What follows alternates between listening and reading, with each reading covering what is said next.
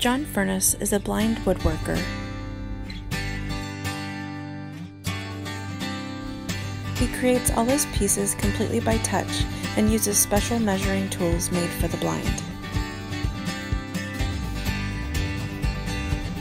He creates colorful and intricate pieces on the lathe. John has been blind since age 16.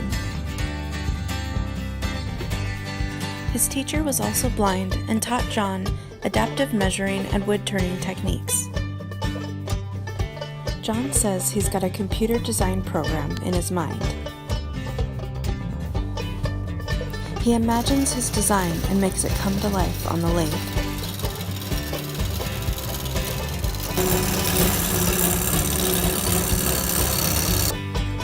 John uses his fingers to guide him, something that is generally avoided in conventional woodworking.